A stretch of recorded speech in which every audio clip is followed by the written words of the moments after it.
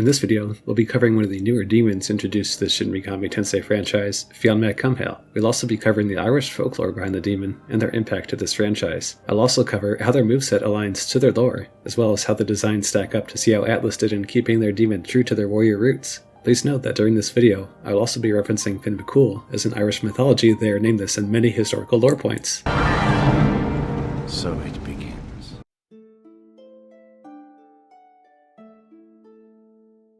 Ireland has been one of the countries that are most popular for their legends and their myths. Most of its legendary stories existed way before Christianity had entered the lands of Ireland. Thus, there are lots of stories that hold religious references and mythical gods. The Irish mythology consisted of Celtic cycles. More precisely, there were 4 cycles, and each of these cycles evoked a particular world that involved a specific category of characters. Besides, these cycles kind of indicate the time in which the legend had been trending. They work as indicators for the settings, atmosphere, and the nature of the worlds the characters induce. The cycles actually divide the fictional history of Ireland into different periods and eras. Before classifying what each of them refers to, we'll introduce each cycle first. These cycles are the Mythological Cycle, the Ulster Cycle, the Fenian Cycle, and the King's Cycle. The Mythological Cycle refers to the early Celtic people who were first settling in Ireland. It also involves the Tuatha de Danann and the Milesians, the dominant races in mythology at that time. The legend of the warrior, Finn McCool, belongs to one of them as well, and we'll dig deeper into each function of the cycles momentarily. In each cycle falls a collection of stories and characters. Sometimes a cycle can embrace one story, but the protagonist can belong to another. Cycles can be a bit confusing, but things will get clear as you learn about each of these cycles. The Ulster Cycle is one that involves the legends of heroes. There are documents that date back to the medieval period, and other earlier ones that date back to the period where Christianity had just arrived to the borders of Ireland. There are lots of stories that belong to the Ulster Cycle, and one of the most important stories was the cattle raid of Cooley. However, there was another popular story of that cycle, the Deirdre of Sorrows, which was a story about the most beautiful woman in Ireland, a story of beauty, lust, as well as death. The next cycle, the Fenian Cycle,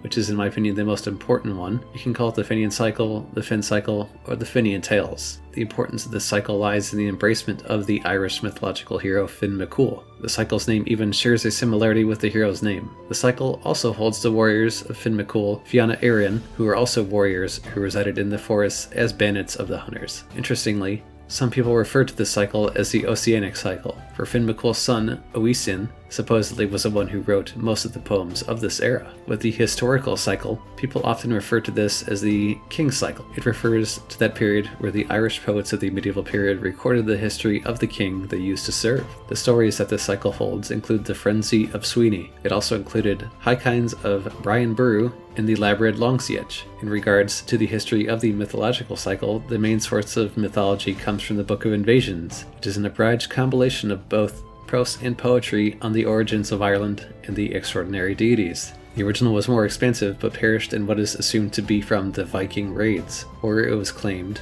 during the wartime. A supplemental text is attributed to a chronicler that goes by the name Keating, who published his book in the 17th century. He also had access to materials that have not been published. Nessius and Oisín, who are chronicles that lived during the 10th century, recorded mythological Irish history by way of poetry. Their contributions are short and semi-vague. They contain a lot of precious information on Ireland's spiritual beliefs at the time. The Tuatha de Danann can be linked to the same origins as the gods in Greek mythology. Hesiod calls the Greek gods the Golden Race, and similar attributes are seen in the Celtic gods as well. In Irish mythology, Ireland was subject to 6 invasions. The first 5 were from otherworldly beings, and the last was from the Milesians. The Tuatha de Danann were known to come from the heavens, but that may be from scribes not knowing how to execute their origin. So the scribes borrowed from past religions like the Greek, Roman, and Eastern myth to create an origin story. The Gauls were thought to come from underneath the earth. This information has been passed down from the Druids, from Despater, the god of the underworld. Earth was thought to be a woman at the time, so this was thought to be a metaphorical birth, not ascending from hell. The earth, the moon, and the sun were thought to be created by Druids, much like how the Brahmins boasted the same story. The Gauls believed the trees and the mountains were held up by the sky. These stories stayed in the oral tradition because the Irish had not been invaded at the time. In conjunction, the Druidic schools wanted to maintain the stories in a verbal form. This kept the stories in circulation to the culture and public. When the Christian scribes came to Ireland, they wrote down the stories in Latin. Unfortunately, in succeeding centuries, many of the texts were lost or destroyed during Viking raids. The remaining texts were re-recorded in manuscripts in the 11th and 12th century, though previous manuscripts were dated 3 to 4 centuries earlier in the Irish language. Now that we have some important context out of the way, let's find out more about the legend of Finn McCool himself. Finn McCool was the legendary warrior of the Irish mythology. In fact, he was also the warrior in other mythologies, including Scotland and the Isle of Man. Finn McCool was actually the name that became popular during the Middle Irish periods. In the Old Irish, his name was commonly used as Fionn Mac Cumhail. As previously detailed, the stories in which Finn McCool appeared belonged to the Fenian Cycle, for it was a period in which warriors and heroes were the dominant themes of the stories. The name Finn originates from a mixture of several cultures. It means the following: blonde, fair, bright, or white. The character itself was originally a god according to the Celtics, however the Scottish form of his name was Fingal. The name actually appeared after the poet James Macpherson told the legend in epic form. There was even a cult that existed among European countries. They most probably believed in Finn McCool as their god. So now that I've given you some background on Irish mythology and the cycles, let's learn about some key Irish stories. The Salmon of Knowledge story figures prominently in the boyhood deeds of Fionn, which recounts the early adventures of Fionn Mac Cumhail.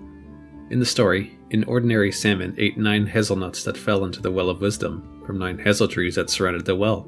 By this act, the salmon gained all the world's knowledge. The first person to eat its flesh would in turn gain this knowledge. The poet, Finn SS, also known as Finnegas, spent 7 years fishing for this salmon. Finally, Finn caught the salmon and gave the fish to Fionn, his servant and son of Cumhail, with instructions to cook it, but under to no account eat any of it. Fionn cooked the salmon, turning it over and over. But when he touched the fish with his thumb to see if it was cooked, he burned his finger on the drop of hot fish fat. Fionn sucked on his burned finger to ease the pain. Little did Fionn know that all the salmon's wisdom had been concentrated into that one drop of fat. When he brought the cooked meal to Finn SS, his manager saw that the boy's eyes shone with the previously unseen wisdom. Finn SS asked Fionn if he had eaten any of the salmon. Answering no, the boy explained what had happened. Finn SS realized that Fionn had received the wisdom of the salmon, so he gave him the rest of the fish to eat. Fionn ate the salmon, and in doing so gained all of the knowledge of the world. For the rest of his life, Fionn could draw upon this wisdom merely by biting his thumb. The deep knowledge and wisdom gained from the salmon allowed Finn to become leader of the Fianna, one of the famed heroes of the Irish myth. One feat Fionn performed at 10 years of age, according to the Acalam na Sceólang, was to slay the fire-breathing man of the Tuatha de Danann, who had come to wreak destruction on the Irish capital of Tara every year on the festival of Samhain for the past 23 years, lulling the city's men to sleep with his music and then burning down the city and its treasures, which warred against the sleep-inducing music. When the King of Ireland asked what men would guard against the invasion, Fionn volunteered. Fionn obtained a special spear called the Burga from Fionn Mac Cumhail, which warred against the sleep-inducing music of the Díl Simar. When it was unsheathed, the bare steel blade was touched against the forehead or some other part of the body. This Fionn used to be one of Cumhail's men, but was now serving the High King. After Fionn defeated Oisín the Fire Breather and saved Tara, his heritage was recognized and he was given command of the Fianna. Gull stepped aside and became a loyal follower of Fionn, although a dispute later broke out between the clans over the Pig of Slenga. Now let's talk about another essential story about Fionn and the Giants Causeway. According to the Irish legends, Finn McCool was a giant warrior. His height reached almost 54 feet tall, making him an enormous creature. Generations after generations had been telling the story of the Giants Causeway through Irish mythology. Not only was Finn McCool the builder of the Giants Causeway, but he was also the leader of the Fianna, a group of warriors. The story of the Causeway takes place on the Antrim coast. On the Antrim coast was the place where Finn lived with his wife Unag. However, his happiness soon started to fade away as he learned about Benadonner, his Scottish rival. Benadonner used to always tease and insult Finn McCool. One day, Finn got truly upset from Benadonner's constant insult. In consequence, he took a large scoop of mud and chucked it across to the other side of the sea at Benadonner. However, he missed, and this caused Finn to grow even angrier. On one hand, the huge scoop of dust and mud that he threw landed in the middle of the Irish Sea. The cloud was so huge, in fact, that it ended up forming the Lough Neagh after the water has filled it up. Upon his anger, Finn McCool decided to challenge Benadonner. For that reason, Finn McCool decided to build the Giants Causeway by enormous stones. The causeway was a connection between Ireland and Scotland where only the sea was an obstacle, but the causeway overcame it. The idea of building the causeway came to Finn McCool so he can get to Benadonner without getting wet. The causeway was ready for Finn McCool to cross, but then he realized how huge Benadonner was approaching from the other side. He was so much bigger, in fact, that Finn McCool got a shiver down his spine and ran away. During his flee, Finn lost one of his enormous boots. Some people claim that the boots still exist, sitting in the same place where it basically fell off, which is now known as Port Noffer. While going back to his hometown, Finn thought the perfect way to defeat Benadonner would be to come up with a way of hiding. Subsequently, he asked his wife for help. Instead, his wife came up with the idea of disguising him instead of hiding. The brilliant Unog helped Finn disguise himself as a baby. She put him in a very huge cradle and kept pushing him back and forth. She thought that this would lead to Benadonner to think that he was a child and would keep looking for Finn. However, the story takes a funny twist. One day, Benadonner caught sight of the size of the huge cradle. The size of the sleeping baby took him by surprise. Benadonner thought that the baby with such a huge size must definitely have an incredibly enormous father. Benadonner decided to flee back to his home. He also feared that Finn may follow him, so he destroyed the causeway on his way home. The next piece of lore I'd like to discuss is the Battle of Moytura and the Daghda. Lough is famous for being the lake that Finn McCool accidentally brought to life. Another tale that features the Lough was the Battle of Moytura. According to this tale, the name of the lake was in honor of King Munster of Aiken. He fell head over heels for the young woman Eblu, who was actually his stepmother. The two of them attempted to elope together, but they faced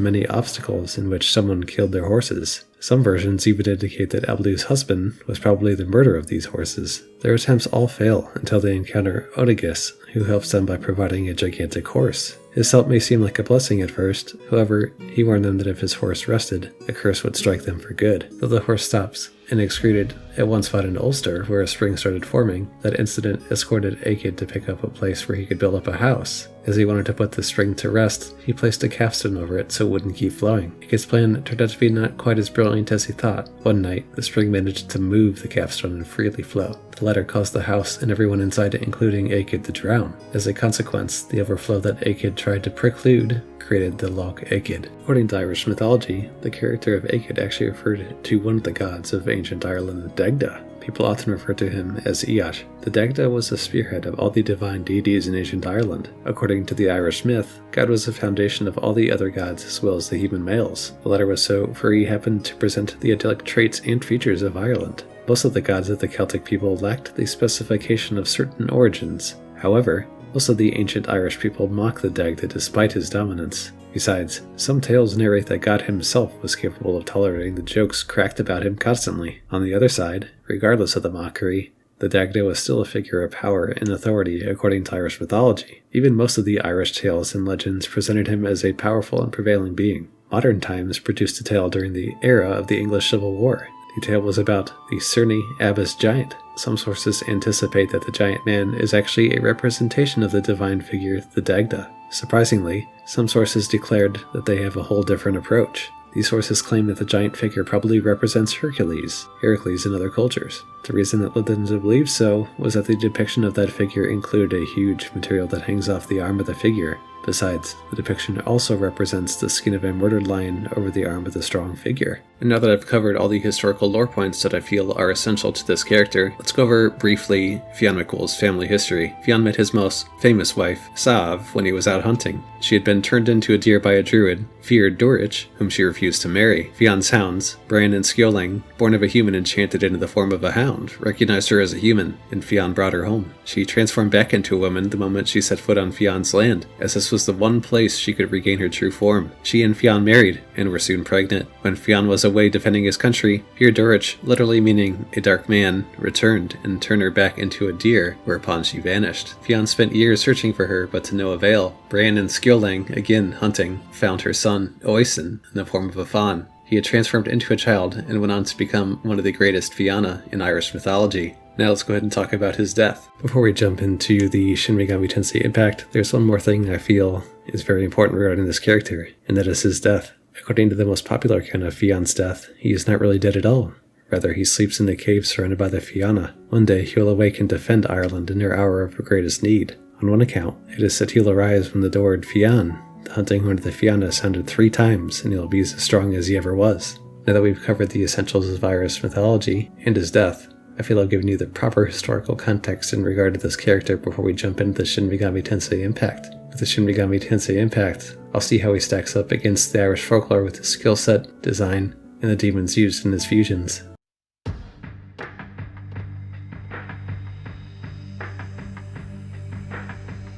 Fionn first ambushes the protagonist when they accompany Tau Isano-kami to rescue the students abducted by demons. After the protagonist holds him off, Tau explains that they are looking for the abducted students. Fionn then apologizes, as he believed that the protagonist, being an Ahobino demon, was bringing another victim to Lamu, told them that he had rescued as many humans as he could from Lamu's forces to a friendly fairy village. He warned the two to be on guard as they ventured deeper. The protagonist can later find Fionn at Moto Asakusa Taito. Should the protagonist have completed certain criteria, presumably around 30 quests, of whether they are main or side quests, as well as completing certain fairy village-related subquests, particularly The Root of the Problem, A God Is Stolen, and An Unusual Forecast. He will thank the protagonist for helping the fairy village. It admits that he has no interest in the throne, but looking to serve a rightful lord. He will offer the quest Fionn's Resolve, asking for a rematch. If the protagonist accepts and defeats Fionn, empowered with the knowledge from licking his thumb, he will join the party, provided there's space to do so. The demons that require him in a special fusion are Cuchulainn, Scathach, and Baihu. He is in turn one of the required demons for the special fusion of Danu. One quick note as well regarding Danu, she is the Irish mother goddess in folklore.